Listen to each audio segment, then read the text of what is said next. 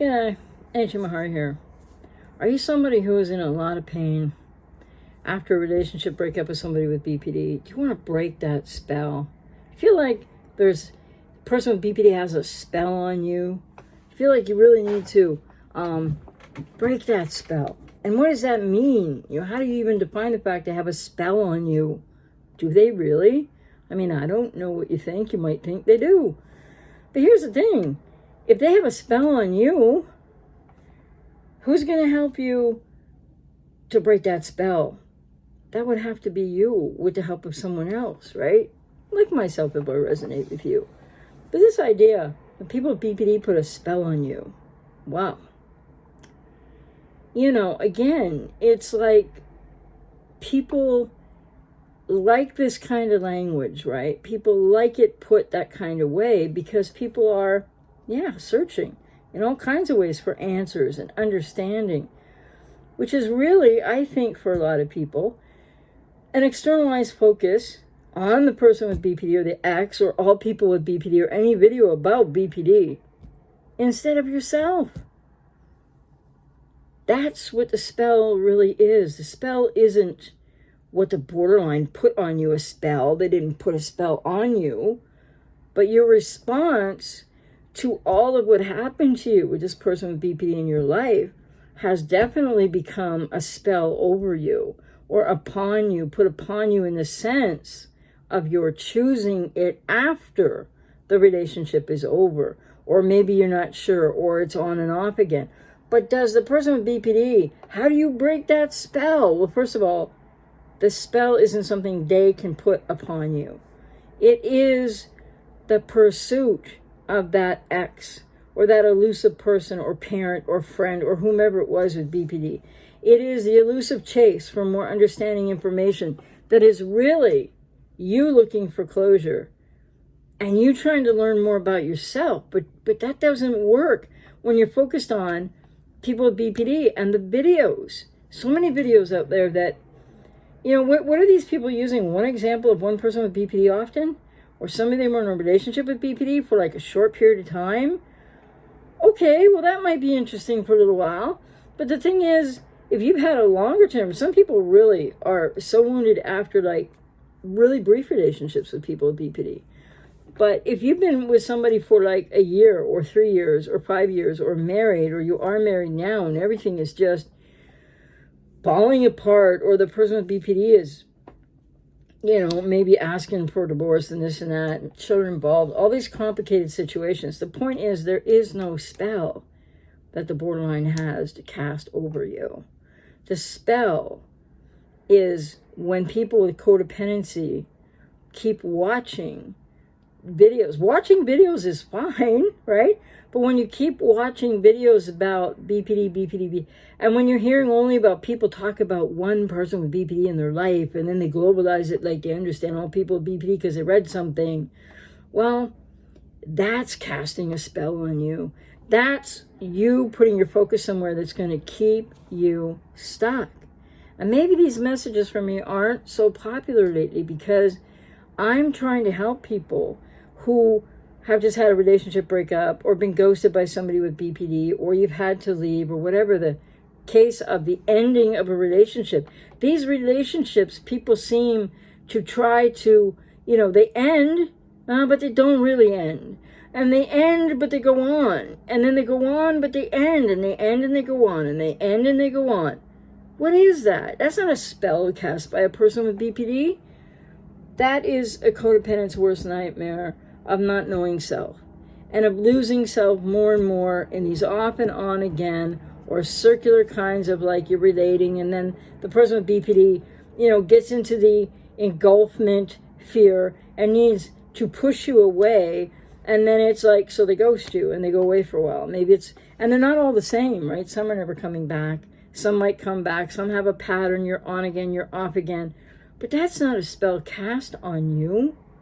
The spell for the codependent with an ex or an on-off, maybe ex, maybe not ex, ending of a relationship, but it's not really over, but it can't really be over, but I got to get her back. But, all this stuff, the spell cast is the one where you're avoiding yourself And it was cast long before you met the person with BPD in your life. It was cast by something in your childhood. Again, I'm out here to work with you if you resonate with me.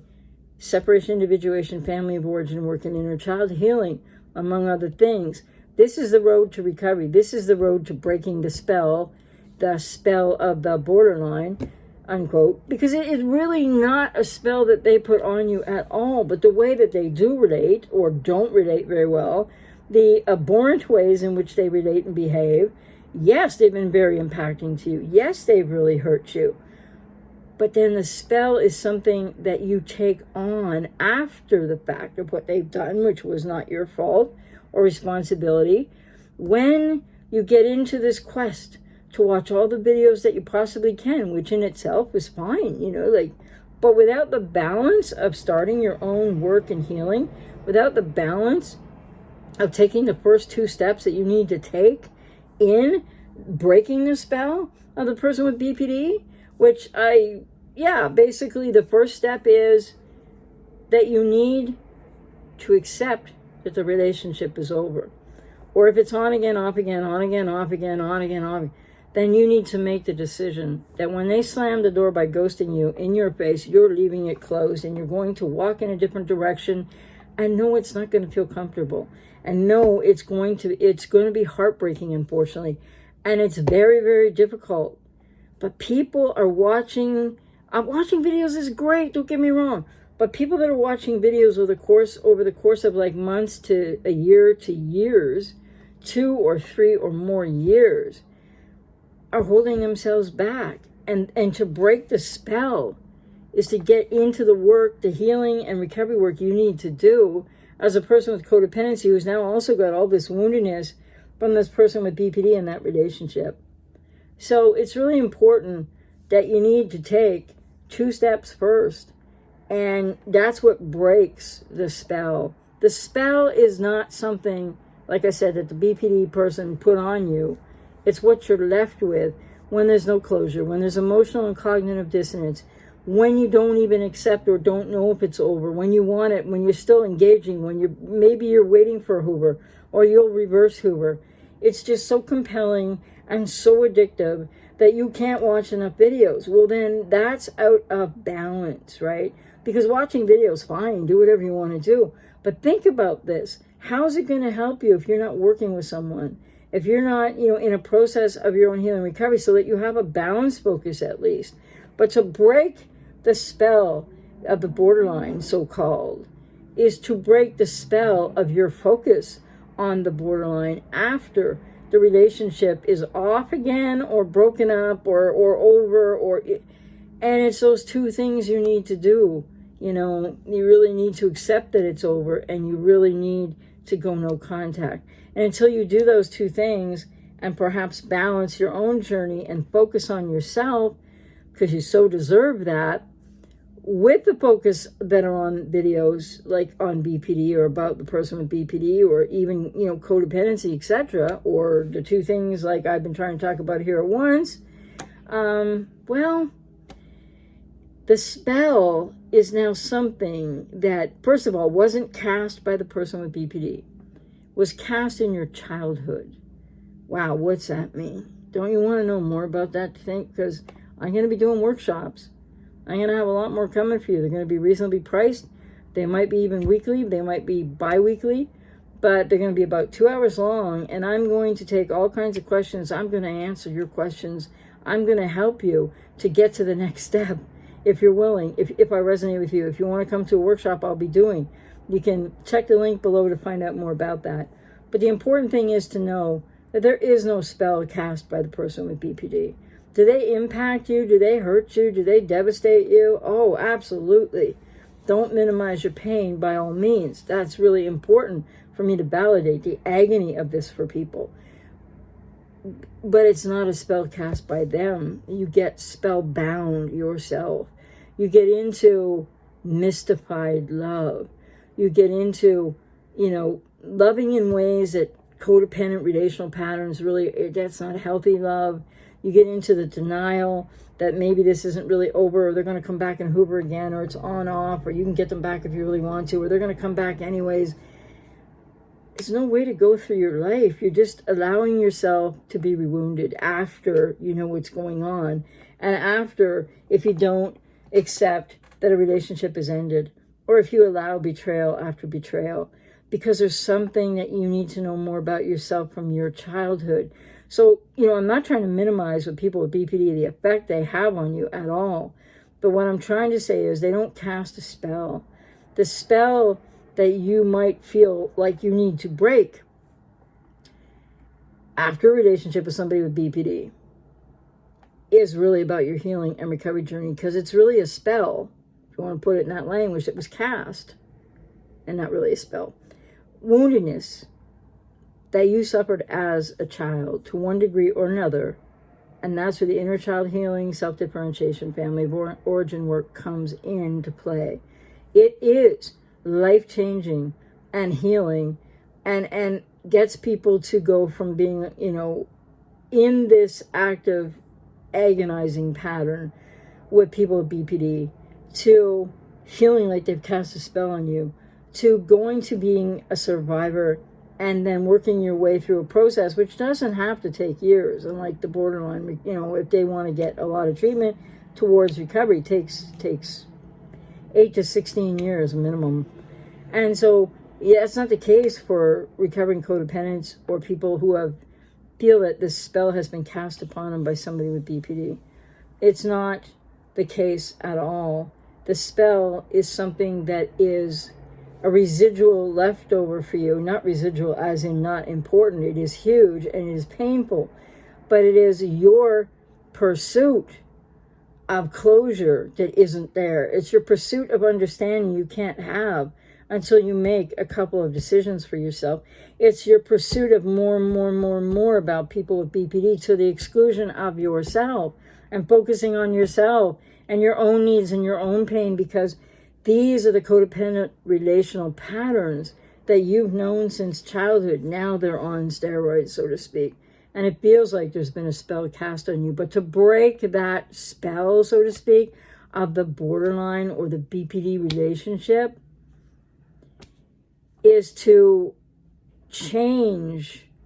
get yourself out of the focus on them and start looking back at self, which a lot of people with codependency are still in denial. A lot of people with codependency are trying, and were trying through a relationship with somebody with BPD without realizing it, to escape their own pain, the loneliness, the things that when you turn, you know, from this spell cast, you think, by the borderline, but this spell that's really been yours all this time. They impact you. They treat you horribly. I'm not trying to say they don't. They wound and they shatter people's lives. But you had something already that was like, it's the spell you need to break, if you will, from childhood. And then it got added to. But what you learned in childhood, codependent relational, adverse child experience is what codependency is. And in response to that, you've developed this relational style that really is rewounding for you. And that's the spell that you need to break. And at a much deeper level in your own healing and recovery journey, not with endlessly watching videos. Watching videos, great, but if you're not doing your own work too, and you're not taking time to focus on yourself, and please understand, you know, like, I'm saying this because it's the way that people do heal and recover, not just because I work with people to help them heal and recover.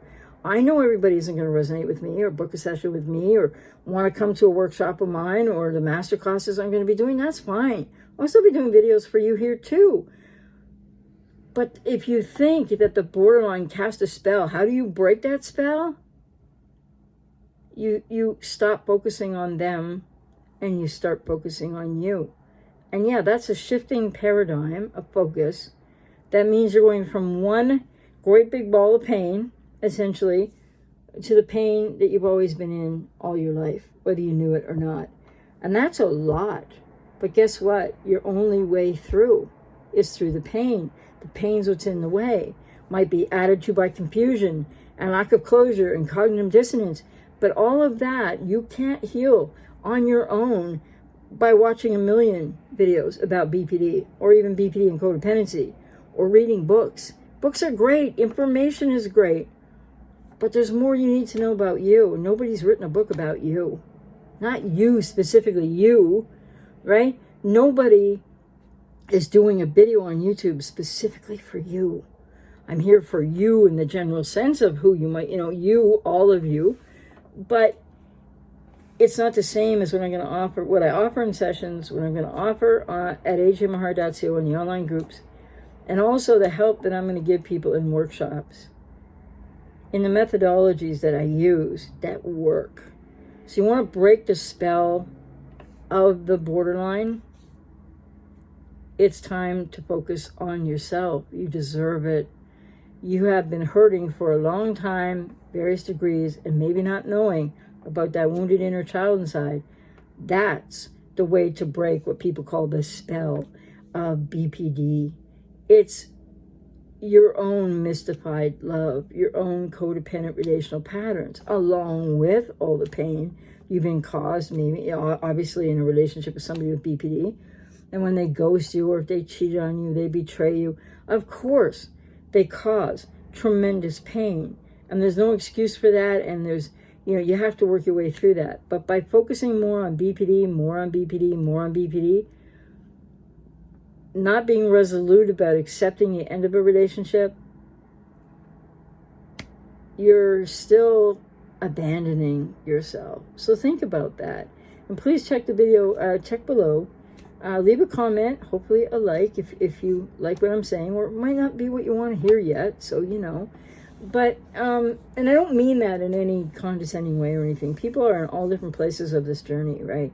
But there is no spell to break from the borderline. They did all that they did to you and all that you're watching videos to hear more about, and they have all these issues, and their adverse experiences is more profoundly deeper than yours from childhood. But that's where, if there was a spell cast on you, so to speak, which I don't think is the best language to use really, that's where you develop the codependent relational patterns that are not in your best interest. They are not healthy relational patterns in and of themselves, and they are causing you a lot of pain, along with the fact that the person with BPD did.